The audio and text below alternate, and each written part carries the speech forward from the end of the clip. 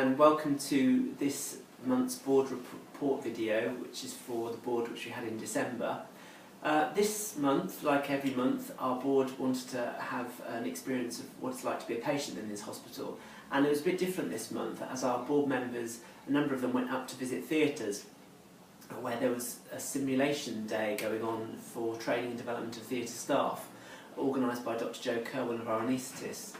The board members, particularly the non-executive board members, were really interested to be able to go and watch the simulation of a variety of clinical scenarios that was taking place in theatres that day, and were very impressed with what they saw.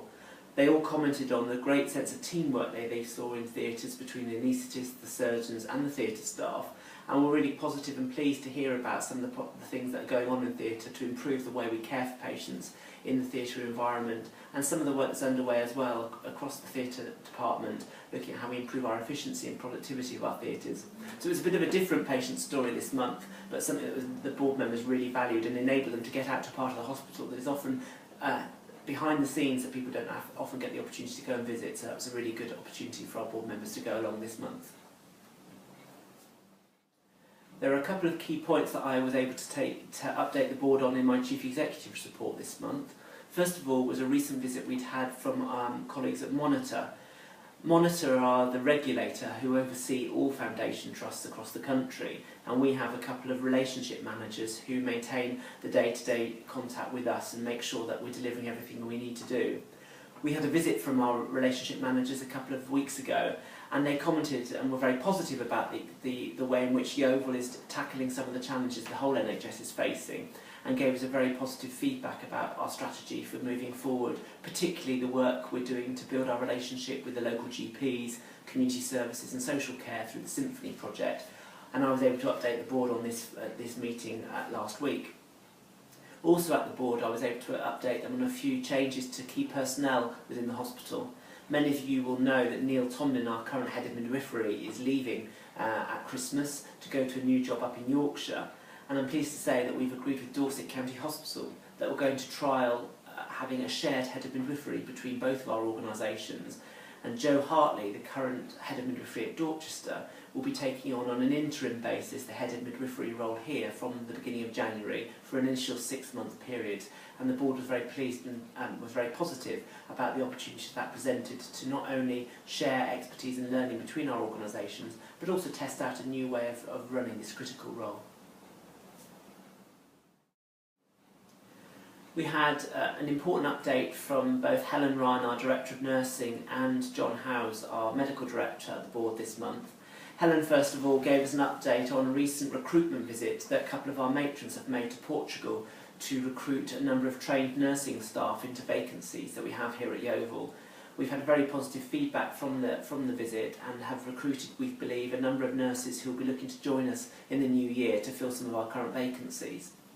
Nurse recruitment is a real ongoing challenge for us at Yeovil, as it is for lots of hospitals across the region, and we're looking at all sorts of different and innovative ways to try and encourage and fill our vacancies.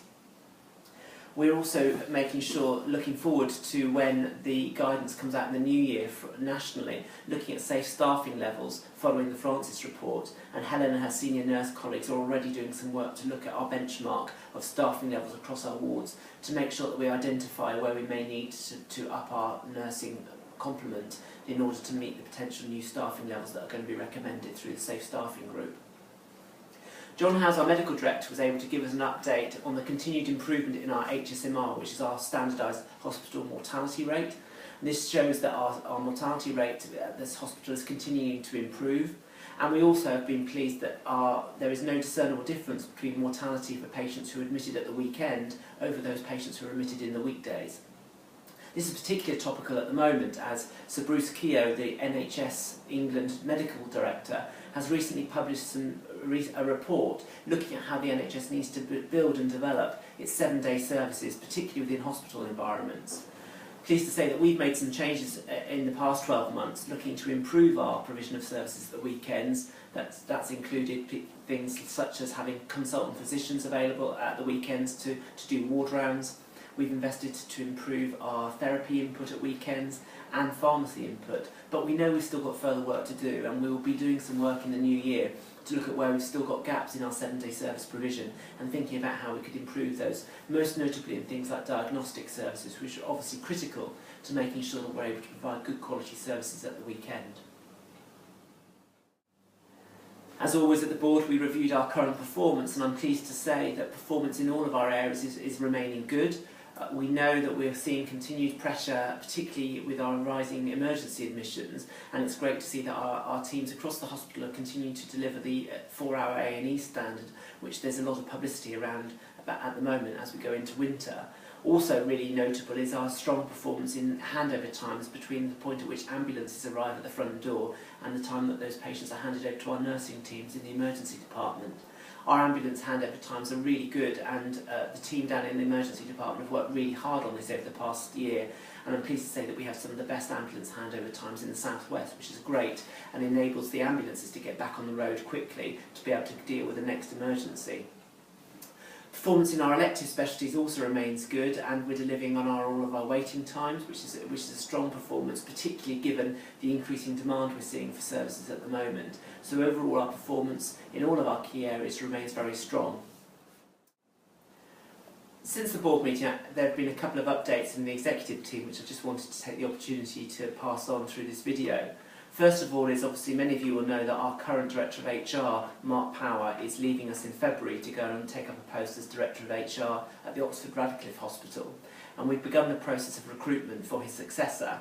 As you know, Mark's post is currently a joint role between ourselves and Dorset County Hospital, and we've agreed with Dorset County that we will continue to maintain that shared post going forward, so we'll be looking to recruit a shared Director of HR sometime in the new year.